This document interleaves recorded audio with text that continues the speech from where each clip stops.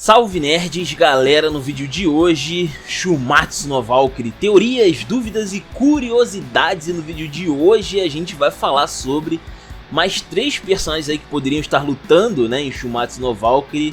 Por alguma razão, a gente inventa aqui alguma razão para eles lutarem.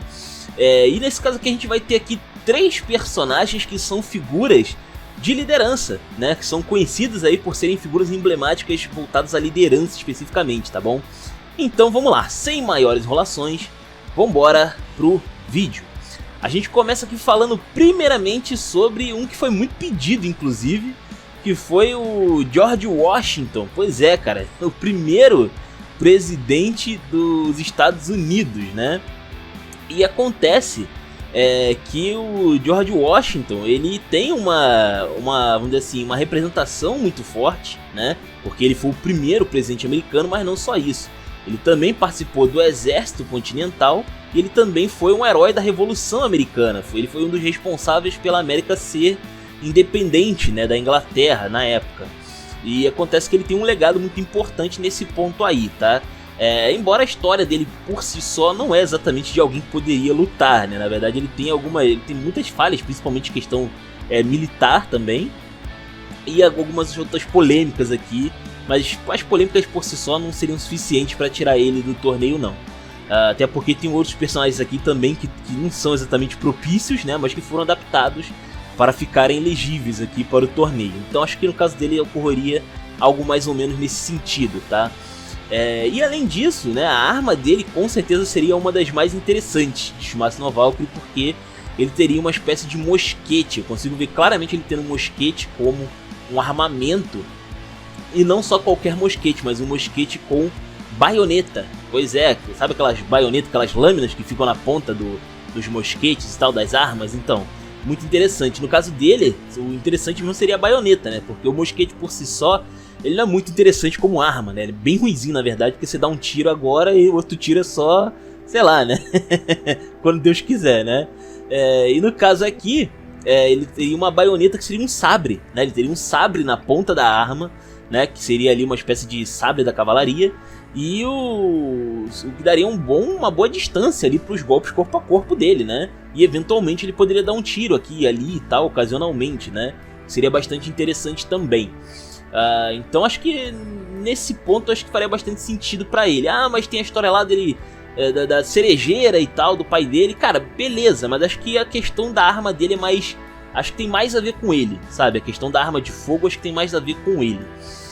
Enfim, continuando aqui, a gente tem aqui o Menes para falar agora, que é um faraó. É o faraó Menes, que não é qualquer faraó. Ele é o primeiro faraó, ele é o faraó mais antigo já registrado no Egito, tá ligado?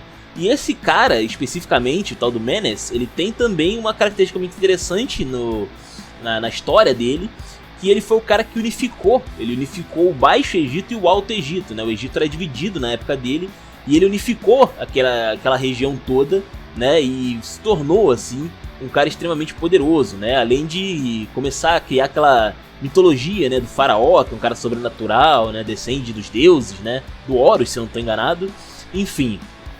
E acontece que, no caso dele, especificamente, existe até uma historinha muito legal que eu pensei aqui sobre como ele poderia estar no torneio, porque, a primeiro momento, ele estaria no torneio do lado dos deuses, tá? E eu digo isso baseado no seguinte: o Menes, como um faraó, né, ele poderia estar do lado dos deuses, obviamente, né, ele já estando do lado dos deuses, ele poderia aproveitar o torneio para ganhar alguma coisa em cima, para tentar tirar proveito ali, para meio que lucrar no torneio, né? E como ele faria isso? Ele poderia simplesmente tentar provar no torneio que ele poderia liderar e dominar a humanidade, saca? E aí ele poderia, no caso ali, tentar vencer o torneio, tentar matar o seu adversário no torneio, para tentar ganhar o direito de ter uma conversa ali, uma discussão interna ali, né, com com Zeus e tal, com o pessoal importante ali do torneio.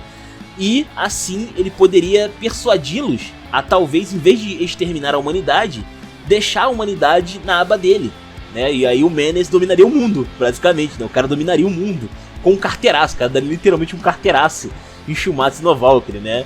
Bem interessante. E além disso também, ele poderia ter uma espécie de tesouro sagrado, assim como Buda também com o armamento, que é bem interessante, porque no caso dele, eu dei uma pesquisada aqui sobre potenciais, vamos dizer assim, potenciais objetos, que poderiam ser utilizados como armas entre os faraós e tal, questão de realeza, nobreza egípcia, e eu cheguei à conclusão que ele poderia ter um conjunto de armas, na verdade. Ele poderia ter o tal do mangual, que é chamado normalmente também de malho, e um cajado, né, que é uma duplinha aí de ferramentas que é utilizado por faraós, fazendo uma referência ao próprio deus Osíris, né, que tem empunhando aí essas ferramentas, que são ferramentas agrícolas na prática, são ferramentas agrícolas. Esse mangual aí, esse malho, ele é utilizado em questão de agricultura, no plantio, e o cajado é mais uma questão de pastoreio mesmo, sabe, como se ele fosse um tipo de pastor de ovelhas e tal, um guia, né, basicamente ali.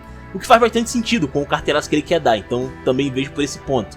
Só que no caso dele, essas ferramentas se transformariam em outra coisa em combate, sacou? Viraria uma outra coisa. No caso do mangual, ele poderia virar uma espécie de Morning Star, talvez ali uma espécie de massa, sabe? Uma espécie de aquelas bolas com espinho na ponta, sabe? Que ele poderia girar e acertar alguém. Poderia ter 3, inclusive, porque geralmente as imagens que tem de mangual são de um cabo com três caminhos ali, né? Com 3 hastes ali. E ele poderia ter 3 bolas ali, então, para acertar o adversário, que seria um golpe pesadíssimo, né? E também essa arma poderia virar um chicote, por que não, né? Também poderia virar um chicote, que faria bastante sentido com esse arquétipo aí de faraó egípcio, né? E também porque ele é mau, todo cara malvado precisa de um chicote eventualmente, né? Enfim, coisas de, como é que fala? Clichê de vilão. E o cajado dele poderia virar 2 coisas. Poderia virar uma espécie de foice, o que ainda manteria o caráter agrícola da arma, mas a gente sabe que a foice também seria uma referência à morte, né? Mas também poderia virar uma cimitarra, que é uma arma muito comum naquela região ali do norte da África e Oriente Médio. Então faria bastante sentido, né, ele ter esse tipo de armamento, né, e partir para cima ali dos adversários com certeza para tentar dominar o mundo, né? Ele ficaria aí a um passo de dominar o mundo, basicamente. Seria bem interessante. E para finalizar, a gente tem aqui um cara bem curioso, que foi difícil inclusive de falar aqui dele, que é o tal do El Cid. Pois é, cara, o El Cid, também conhecido como Rodrigo Dias de Bibar, ele é simplesmente uma lenda, né? Uma lenda ali da região ali do... Como é que fala? Como é que fala? Da região ali hispânica, né? Da região ali do que seria ali a Espanha, né? Ele conquistou e dominou Valência ali por um tempo, reinou em Valência. E esse cara, ele tem uma característica muito interessante, porque é dele, da mitologia dele que vem aquela referência dos cavaleiros que a gente tem na cultura pop, sabe? Aqueles cavaleiros com armadura grande, espada, escudo, como é que fala? Que são super morais, né? Que são super justos, né? Praticamente quase um paladino divino, né, cara? E os caras, eles são bastante íntegros, né? Esse guerreiro, né, a moda antiga, vamos dizer assim, surgiu, tem referência no El Cid, sacou? É justamente desse cara que vem essa característica medieval dos cavaleiros que a gente tem hoje em dia, tá? Bom, qual é a história desse maluco aí? Basicamente ele é muito conhecido por guerrear contra os mouros, tá? Ele passou boa parte da sua vida lutando contra os mouros. Ele, primeiramente, né, ele ficava na aba ali de um cara que é o tal do Sanches, que ele tentou ali, né, dominar ali os outros reinos, né, em volta ali da região. Só que acontece que esse cara, ele morreu, né, outro cara assumiu, que era um irmão dele, e acontece que houve uma grande rixa ali com ele e com esse irmão, e também com o Rodrigo, né, com o El Cid. E acontece então que o El Cid, ele sai, né, desse arquétipo mais ocidental da região ali, e ele acaba inclusive se aliando com o líder mouro, inclusive, e ele começa a meio que ser ali uma pessoa muito forte, muito influente, ele se torna meio que um herói, inclusive, né, daí que vem a alcunha dele de El Cid, ou de campeador, que seria traduzido ali como campeão. Mas ele já tinha, antes disso, quando ele ainda estava lá na aba do Sanches, ele já tinha essa alcunha de El Cid, né? Mas que só foi crescendo ao longo ali da história dele, só foi aumentando, né? até um ponto em que ele teve inclusive o seu próprio reino, né? Teve uma hora ali que ele simplesmente criou ali meio que uma espécie de, vamos dizer assim, uma espécie de cidade independente, uma área ali independente, que não servia diretamente ao reino aos líderes da região, mas que era bastante poderoso por si só. E ele continuou, inclusive, lutando contra outros povos ali, outras, vamos dizer assim, facções de mouros na região. E os mouros realmente foram grandes inimigos dele, foram grandes adversários durante toda a sua vida. Até o momento da morte dele, que, assim, tem uma mitologia, né, de que ele morreu em combate, mas na real, historicamente, ele morreu de causas naturais, tá? Ele não morreu em batalha. Mas existe uma lenda muito curiosa que é pós a morte dele, isso aqui é totalmente lenda, que é sobre os mouros vendo que ele caiu, né, vendo que ele faleceu, eles tentaram atacar o reino dele porque estaria desestabilizado, os caras ainda teriam perdido um grande símbolo, né, então seria um ótimo momento para atacar. E a esposa dele teve uma grande ideia, uma ideia bem ousada, que é simplesmente colocar o cadáver do Alcide no cavalo. Montar o cara, amarra ele no cavalo para não cair, prende uma espada ali na mão do defunto e manda ele pra guerra. E aí o pessoal, os mouros, quando vissem ele ali, né, ficariam em choque, né, ia desestabilizar completamente os mouros. E isso teria sido usado ali pra rechaçar esse ataque, né, dos mouros. Bem louco. Com certeza é uma história alucinante, tá ligado? E bom, em Shumatsu no Valkyrie eu não vejo muitas coisas que ele poderia fazer, por incrível que pareça. Porque a história dele é meio esquisita de adaptar principalmente como arma, né? Que ele poderia usar como arma símbolo dele, sabe? Isso é algo bem difícil. Talvez ele pudesse utilizar uma espada apenas, uma espada comum, e aí ele poderia ter, sei lá, talvez um poder de voltar dos mortos, quebrar aquela regra, né? Porque no além, se você morrer, você meio que vira pó e não volta mais. No caso do Alcide, ele poderia fazer isso, pelo menos uma vez, talvez, né? De tempos em tempos, sei lá.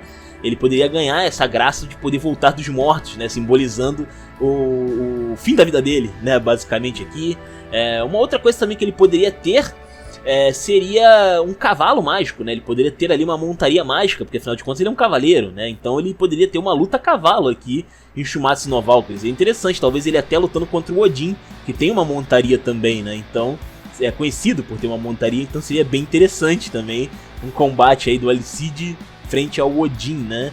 Ou ainda, sei lá, talvez ele tenha só uma espada mágica mesmo, sabe? Ou talvez um conjunto mágico, né? A magia dele poderia estar tanto na espada quanto no seu escudo, talvez, poderia ser, né? E aí ele poderia ser aquele guerreiro à moda antiga mesmo, que vai pra frente, bloqueia ataque, revida, contra-ataca, espera uma brecha pra dar um golpe certeiro e por aí vai, né? Enfim, tem várias possibilidades com ele, mas eu não vejo nenhuma delas sendo exatamente satisfatórias, vai? Eu deixo aí então pra vocês nos comentários aí como vocês achariam que o Alcide encaixaria como um lutador, né, em Shumatsu no Valkyrie, tá bom? E é isso, espero que vocês tenham gostado, comentem aí, os comentários são de vocês, se inscrevam, compartilhem Taverna do Bacon, link na descrição, vou ficando por aqui, valeu nerds, fui!